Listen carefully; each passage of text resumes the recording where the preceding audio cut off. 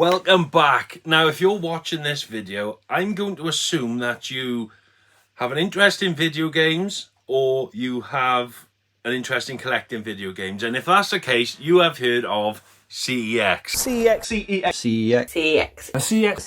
CEX stores. And having said that, you know what sort of clout CEX have in the game collecting, retro gaming community.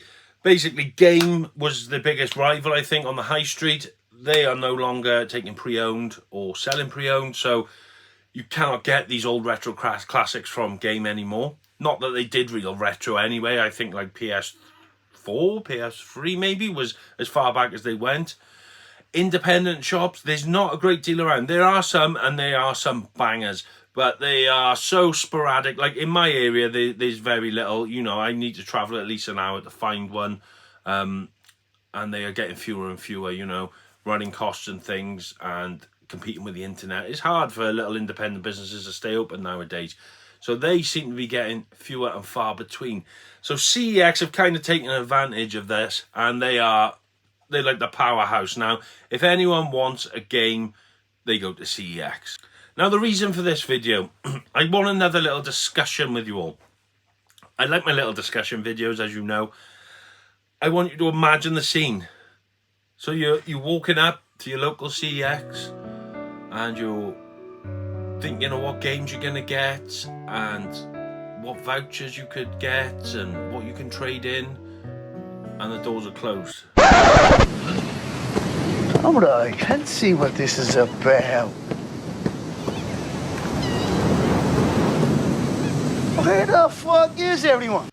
They're closed forever. CEX is closed down. Out of business. They've just shut shop. What would that mean for collecting and, you know, game hunting in the UK? How do you think that would affect us? Now, I have a lot of people commenting who say only fools go to CEX. Real collectors don't go to CEX. I think that's a load of bollocks. There's not many other places to go. You can go on eBay and whatnot, but it's not the same. It's not the same as walking into a store, whether it be a CEX or not, and picking up a physical game, looking at the cover, holding it in your hands, and thinking, yes, I'm going to buy that bad boy. You're coming home with me, kid.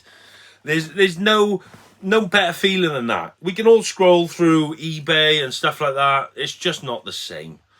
And if CEX closed, what would people do? You know, a lot of people use CEX as a price chart. You go to car boot sales, you're scanning barcodes to see what things are worth. Charity shops, you're seeing what things are worth. Now, there's probably 1 million resellers out there or more who use a CEX app maybe daily or definitely every weekend, where they're out at car boot sales and they're trying to trade up. Either to sell things for cash or they are trying to get vouchers. Imagine if that app was gone. What would they do? How would they do it? They'd have to check eBay, wouldn't they? So you're going to be typing everything on eBay or scanning in eBay.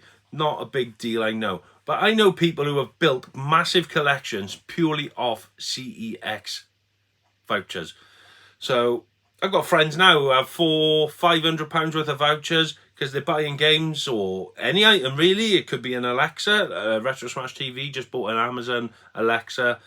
I've traded in a Fire Stick. People trade in portable DVD players. And you could turn these pounds and £2 into £10, £15, even £20 in some cases. And you can build your own game collection. You could get £1,000 game collection and it may only cost you £200-300 because you have been doubling or tripling your money on these vouchers. No CEX, that doesn't happen. So people are going to have to put into their pockets. Now, I want you to get in the comments and tell me, if CEX closed, would prices of games go up or would they go down?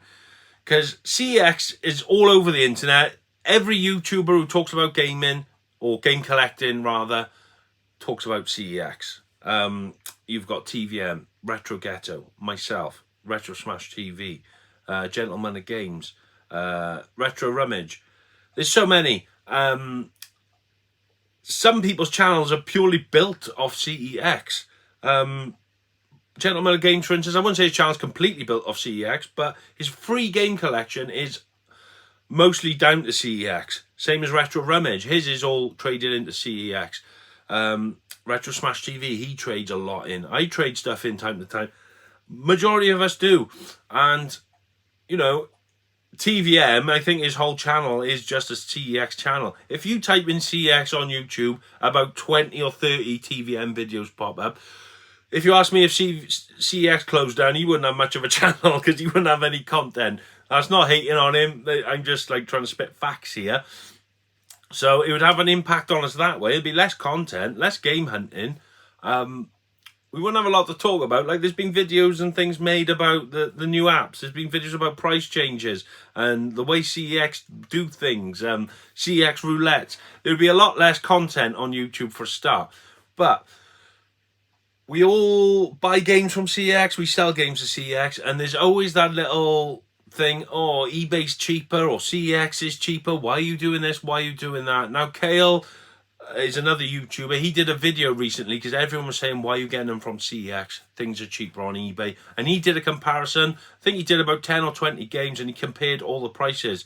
I think CEX was cheaper on all of them, bar one. And like he said, he'd rather pay that little bit extra and get a 24-month warranty, which is fair enough. So if you imagine CEX is completely gone, you don't really, like myself, I don't have any retro video game stores around.